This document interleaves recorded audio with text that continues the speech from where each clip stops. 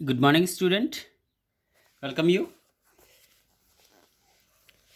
Today's topic: impact of change in economic policy on business. Okay in fact यहाँ पर हम देखेंगे कि जो असर क्या हुआ, जो इकोनॉमिक पॉलिसी चेंज हुई है 1991 में, तो उसका असर क्या हुआ, means effect of liberalisation and globalisation on the economy. Bharat की जो इकोनॉमी है, तो जब 1991 में यहाँ पर इकोनॉमिक पॉलिसी लागू की गई थी, न्यू इकोनॉमिक पॉलिसी, तो उसके कारण यहाँ पर असर क्या हुआ, क्या इम्पैक्ट हुए उसके। ठीक, तो सबसे पहले हम यहाँ देखेंगे the factors and forces of business environment have a lot of influence over the business, the common influence and impact of such changes in the business. देखिए, जो फैक्टर्स है, जो फोर्स किए गए, जो चेंजेस की गई, पॉलिसियाँ लागू की गई, तो उसके कारण जो बदलाव आए, such change in business and industry are explained below.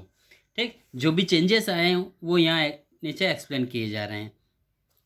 First change क्या था, देखिए first point, increase competition. Okay, increasing competition है कि यहाँ पे कंपटीशन बढ़ गया है। जब लाइबरलाइजेशन ग्लोबलाइजेशन पॉलिसी जब लागू की गई 1991 के बाद, तो यहाँ पे कंपटीशन बढ़ गया बहुत ज़्यादा। देखिए किस तरह, after the new economic policy Indian company had to face all around competition, which means competition from the internal market and the competition from MNC. ठीक है, उसको इंटरनल मार्केट से तो कंपटीशन करना ही था पहले, लेकिन अब उसके सामने एक्सटर्नल मार्केट भी आ गया कि दोनों को एक साथ उसे कॉम्पीट करना था। पहले इंटरनल था, अब एमएनसी मीन्स इंटरनेशनल मार्केट से भी उसको कॉम्पीट करना था।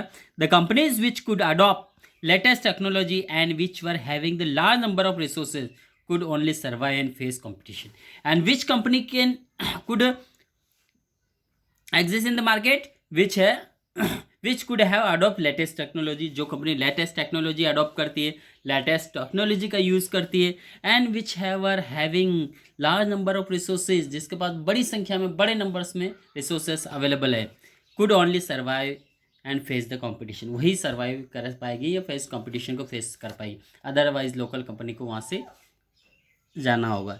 Many companies could not face the competition and had to leave the market, और बहुत सारी कंपनियाँ जी थी जो इस कंपटीशन को फेस नहीं कर पाई due to the lack of resources, due to lack of latest technology, so they move from the market.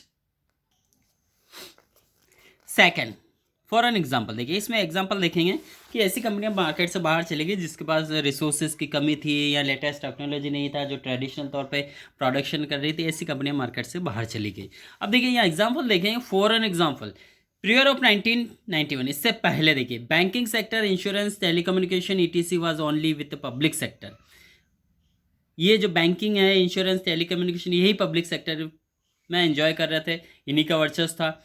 The monopoly where now so many private banks, airlines and telecommunication company have enter in the race of the competition. लेकिन आज हम देखें तो बहुत सारी private कंपनियां, banking, multinational finance कंपनियां भी मार्केट में आ गई है। ठीक, जिसके कारण इनके साथ स्टिफ कंपटीशन हो गया, और कहीं कहीं तो ऐसा लगता है कि गवर्नमेंट जो है पब्लिक सेक्टर से बेटर फैसिलिटी प्राइवेट सेक्टर में मिलता है। अब देखिए next second, more demanding of customer. Prior to new economic policy there were a very few industry or production out unit. देखिए जब ये 1991 की पॉलिसी लागू हुआ था, उससे पहले बहुत ही कम यूनिट्स थी प्रोडक्शन की। As a result there was a shortage of production every sector, इसलिए वहाँ पर हर सेक्टर में काफ़ी शॉर्टेज था प्रोडक्शन का। Because of this shortage the market was product oriented, इसलिए शॉर्टेज, मार्केट में भी शॉर्टेज था प्रोडक्ट का, और इसलिए ओरिएंटेड मार्केट थे, ओरिएंटेड प्रोड्यूसर थे। बट एग्जाम्पल, प्रोड्यूसर बिकम की पर्सन इन द मार्केट, इसलिए प्रोड्यूसर की पर्सन थे कि वो प्रोड्यूसर कोई भी प्रोडक्ट को प्रोड्यूस करेगा तो ही उसको मार्केट में जा पाएगा, और उसकी डिमांड उसी समय फुलफिल की जाती थी। ठीक, लेकिन कस्टमर ज़्यादा हुआ करते थे। But after new economic policy many more businessman join the production line, उसके बाद बहुत सारे प्रोडक्शन जो है बिजनेसमैन इस लाइन में आए, and various foreign companies also establish their production unit in India, और बहुत सारी फॉरेन कंपनियां भी भारत में आई जिन्होंने अपने यहाँ इस्टेब्लिश की, प्रोडक्शन यूनिट यहाँ पे इस्टेब्लिशमेंट की। As a result there was a surplus of production in every sector, इसलिए यहाँ पे बहुत ज़्यादा अपार प्रोडक्शन होने लगा। This is shift from shortage to surplus brought another shift of market and producer market to buyer market. ठीक है, अब यहाँ पे बायर टू मार्केट बन गया producer. The market become customer oriented and many new schemes were made by the company to attract the customer. और अब पहले जो है प्रोड्यूसर ओरिएंटेड मार्केट हुआ करते थे, अब कस्टमर ओरिएंटेड मार्केट हो गए कि जिस प्रोडक्शन की कीमत मार्केट में डिमांड है ज़्यादा, वो उस प्रोड्यूसर को प्रोड्यूस करना होती है। ठीक। और इस तरह से बहुत सारी कंपनियां ऐसे नए नए ऑफर्स, नई नई स्कीम निकालते हैं जिससे बहुत ज़्यादा से ज़्यादा कस्टमर उसको अट्रैक्ट कर पाएँ। Nowadays products are produce manufacture keeping in mind the demand of the customer. और आज जो भी प्रोड्यूसर है वो कस्टमर की डिमांड को माइंड में रखकर ही प्रोडक्शन करते हैं ताकि उनकी ज़रूरत को आसानी से पूरा कर पाएँ। Next,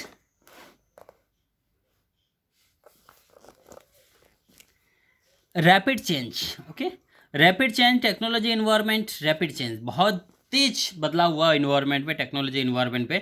before a prior to new economic policy there was a small internal competition only. देखिए, जब ये इकोनॉमिक पॉलिसी लागू नहीं होती उससे पहले बहुत छोटा इंटरनल कंपटीशन था, बहुत इंटरनल मार्केट हुआ करते थे। But after the new economic policy the world class competition started and to stand this global competition. अब इस पॉलिसी के बाद वर्ल्ड क्लास, विश्व स्तर का मार्केट यहाँ पे कंपटीशन बढ़ गया है और उसमें यदि आपको खड़ा रहना है, stand in this global competition, the companies need to adopt the world class technology. और आपको किसी कंपनी को वर्ल्ड क्लास की टेक्नोलॉजी ही फॉलो करना पड़ेगी, तभी वो मार्केट में टिक पाएगी।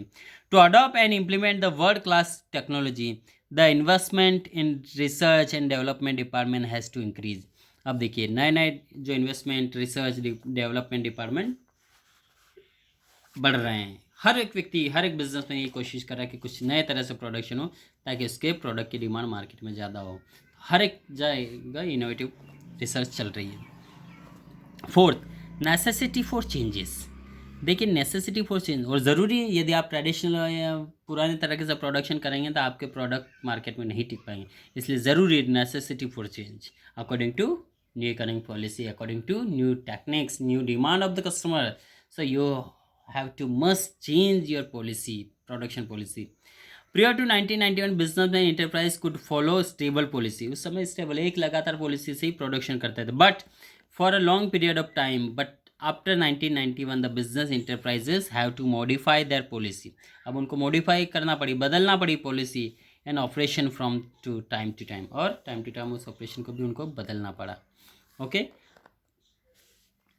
Next point we will continue in next part.